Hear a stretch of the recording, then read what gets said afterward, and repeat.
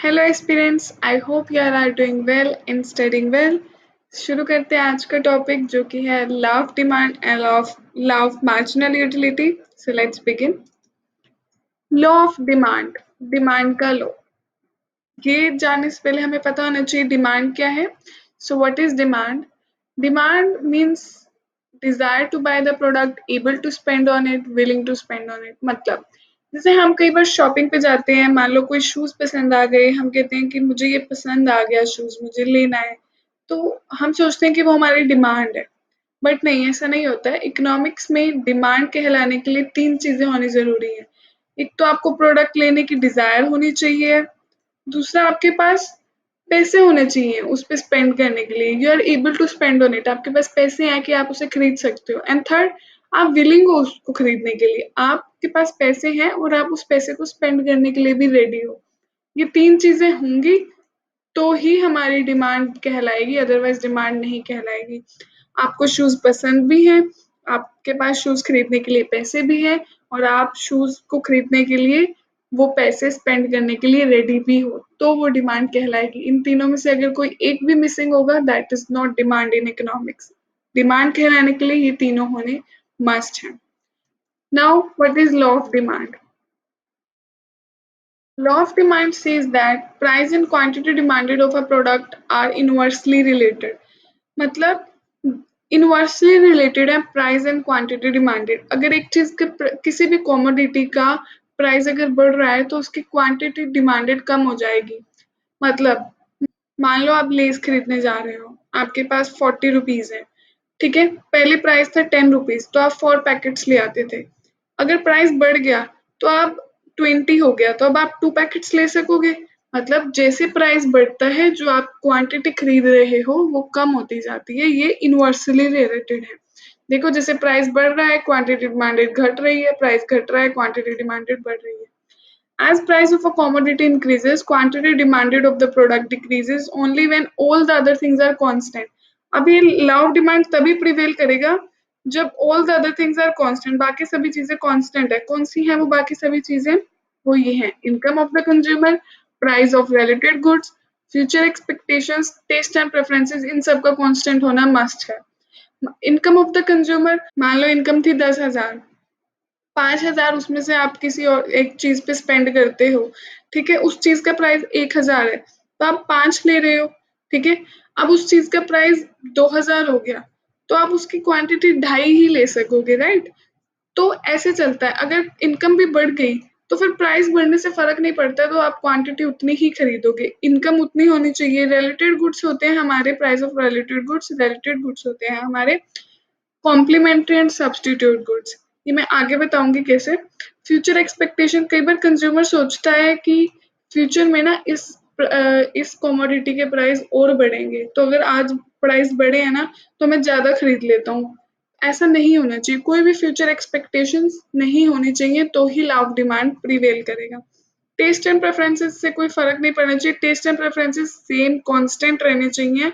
मतलब जो चीज पहले पसंद थी आज भी वही पसंद है, टेस्ट नहीं बदला है, तो ही लॉ ऑफ डिमांड प्रिवेल करेगा। These have to be constant, तभी होगा कि प्राइस किसी चीज के बढ़ रहे हैं और क्वांटिटी डिमांडेड घट रही है।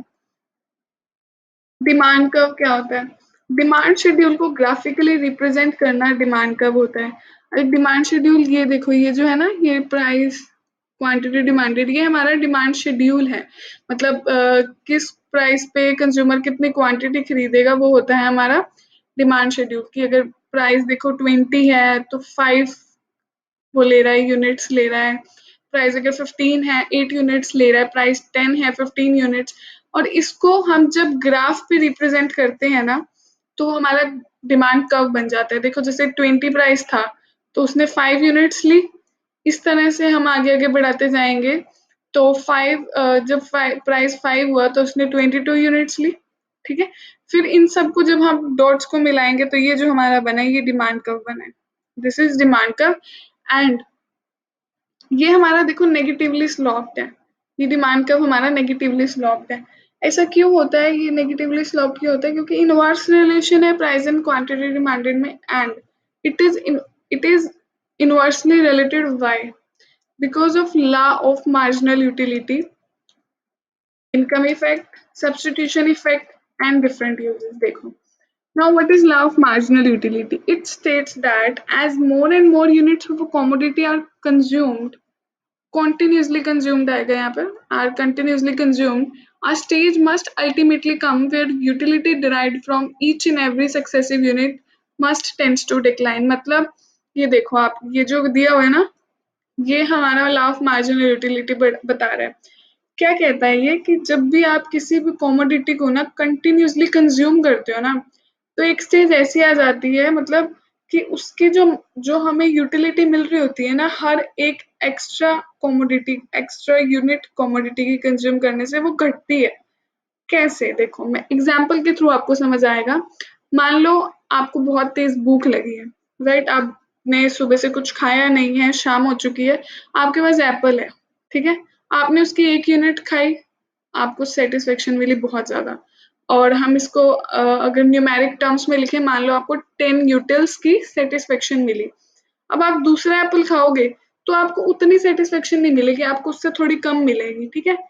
8 मिली, अब टोटल ये होगी 18, ठीक है?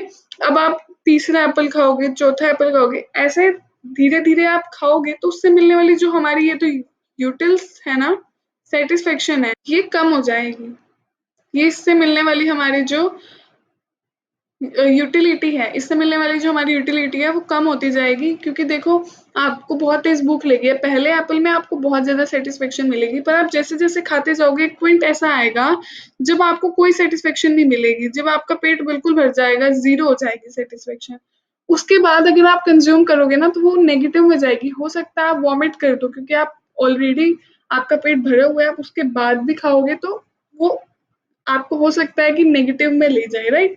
तो इसलिए कि जब आपको हर सक्सेसिव यूनिट से मिलने वाली यूटिलिटी ही कम हो रही है, तो आप उस पे एक्स्ट्रा प्राइस क्यों पे करोगे, राइट? इसलिए अगर प्राइस बढ़ रहे हैं, तो कंज्यूमर सोचता है कि कम यूनिट्स परचेज की जाए, कम क्वांटिटी परचेज की जाए, क्योंकि हर सक्सेसिव यूनिट से मिलने वाली जो यूटिलिटी है, वो कम ही तो होती जा रही है, तो वो एक्स्ट्रा पे नहीं करना चाहेगा, इसलिए. नाउ इनकम इफेक्ट की वजह से, इनकम इफेक्ट क्या होता है? रियल इनकम होती है कि मान लो आपके पास वही आपके पास 1000 रुपीज है, किसी चीज का प्राइस 100 है, तो आप उसकी 10 यूनिट खरीद सकते हो. पर वहीं अगर उसका प्राइस 200 हो गया, तो अब आप उसकी सिर्फ 5 यूनिट्स खरीद सकते हो. ये होती है हमारी रियल इनकम. जब प्राइसेस बढ़ते हैं ना, तो हमारी रियल इनकम ऑटोमेटिकली कम हो जाती है. इसकी वजह से कंज्यूमर एक्स्ट्रा प्राइस पे क्वांटिटी सेम नहीं खरीदता है, क्वांटिटी उसकी कम. सब्स्टिट्यूशन इफेक्ट अभी हमने पीछे पढ़ा था. सब्स्टिट्यूट गुड्स एंड जो रिलेटेड गुड्स होते हैं हमारे, सब्स्टिट्यूट एंड कॉम्प्लीमेंट्री गुड्स होते हैं. सब्स्टिट्यूशन इफेक्ट हमारा क्या होता है? सब्स्टिट्यूशन जैसे कि टी एंड कॉफी एक दूसरे के सब्स्टिट्यूट हैं. मान लो कोई पर्सन टी चाय पीता है, उसके प्राइस अगर बढ़ जाते हैं, तो वो सोचता है कि मैं इसकी क्वांटिटी कम कर देता हूँ, मैं कॉफी पी लूंगा, कॉफी के प्राइस तो उतने ही है. जब किसी चीज के सब्स्टिट्यूट अवेलेबल होते हैं और उसका अगर प्राइस बढ़ता है, तो उसकी डिमांड कम हो जाती है, क्योंकि फिर जो कंज्यूमर होता है वो दूसरे प्रोडक्ट पे स्विच कर जाता है. इसलिए ये नेगेटिवली स्लॉप्ड है. डिफरेंट यूजेस, कुछ हमारे प्रोडक्ट ऐसे होते हैं जिनके ना डिफरेंट यूजेस होते हैं, बहुत सारे यूजेस होते हैं. तो सॉरी, तो जब किसी भी कमोडिटी के प्राइस बढ़ते हैं ना, तो कंज्यूमर उसके यूजेस घटा देता है. फॉर एग्जांपल हमारा मिल्क है, आप दूध डायरेक्ट पी सकते हो, उससे लस्सी बना सकते हो, दही बना सकते हो, मक्खन, घी, पनीर, मिठाइयाँ, कितने सारे यूजेस है ना उसके. तो जब उसके प्राइस बढ़ते हैं ना, तो कंज्यूमर सोचता है कि उसके हम यूजेस कम कर देते हैं, जो इम्पोर्टेंट यूज है ना हम वही रख लेते हैं. मतलब कि हम घी नहीं निकालते हैं, हम मिठाइयाँ नहीं बनाते हैं, हम दूध पी लेते हैं, पनीर निकाल लेंगे या दही बना लेंगे. तो उसके कंज्यूमर यूजेस कम कर देता है. इसलिए जब प्राइस बढ़ते हैं ना, तो क्वांटिटी कम होती जाती है धीरे धीरे. इसलिए ये नेगेटिवली स्लॉप्ड है. डिमांड हमारा अभी कंटिन्यूएशन में रहेगा, वो हम नेक्स्ट क्लास में कवर करेंगे. Thank you very much. If you like the video, please like, share and subscribe to the channel. मिलते हैं अगली वीडियो में अगले टॉपिक के